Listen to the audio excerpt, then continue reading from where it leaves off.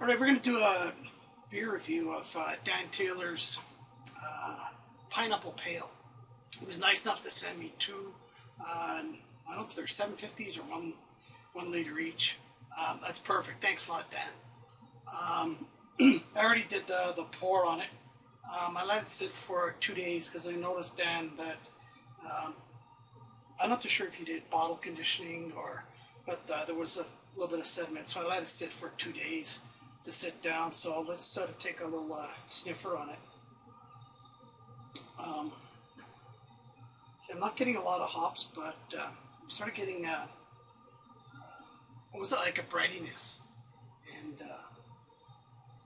maybe yeast. I noticed it's. I remember you said you thought you ran into a little bit of promo, or it didn't turn out the way that you thought it was. Is more exactly what you said. And I'm kind of thinking, because there is like little bits of particles in it, I'm wondering if that's the pineapple, which I think is what you used. So let's smell it again. Yeah, so I'm getting a little bit of yeast. I wonder if that's because they shook up a lot, which is good in the smell. Yeah, I'm not getting any of the sort of hop, but in a pale you don't often have a lot of hop smell. Yeah, I'm just getting a little bit more yeast. Other than that, it smells clean. Let's try a taste.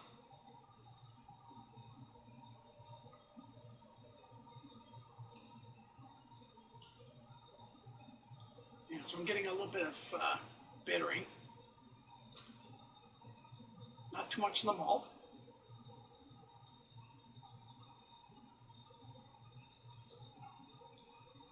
Overall, that's pretty good, Dan. But I do get the yeast taste. So I'm wondering if you did a cold crash, or some of the the Trub, or the other type. I'm almost thinking that maybe this is because it looks clear. It doesn't look anything else. I wonder if that is some of the pineapple. That's what I think that might be. So that's actually pretty cool. I'm not too sure what stage you put the pineapple in. Maybe you did at the latter part.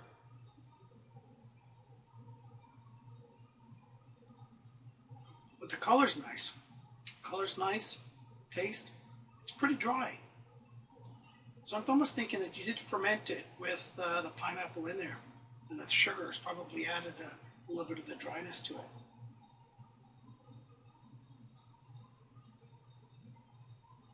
Now I've got a cold. It's typically the way I drink the beer, and I would normally let this one warm up. But I'm thinking that a little bit more of the yeast flavor will pull out, which is kind of cool on certain styles of beer. But I'm kind of thinking in this one, in a pale, maybe that's what you were thinking that didn't hit. So I am going to finish off this one, and then I'm going to let that other one sit in my fridge for probably a good 4 weeks, maybe even 6, just to let everything totally sit right down to the bottom. And I bet this will clear up really nice. Because for the most part, it has a little bit of chill haze on it. But, 99% of all my beers have that anyways. I get a couple that come out clear, but this is looking good. Actually, it carved up well.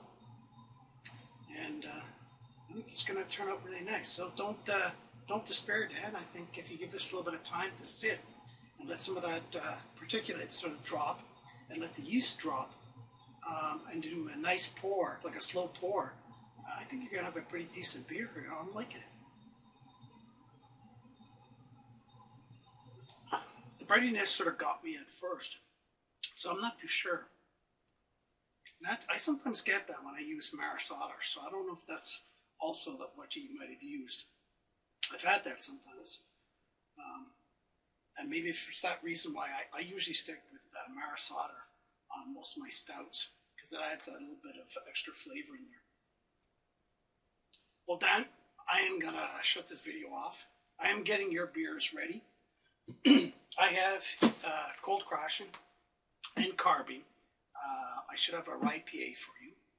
I have a recipe that I used from Sam from Thirsty Brewer. It's a Centennial IPA. I should have a Belgian style beer for you. That is I think it's a Belgian Golden Ale. And I think I still have some sort of like winter ales, some amber ales. So I should have about 4 beers coming to you.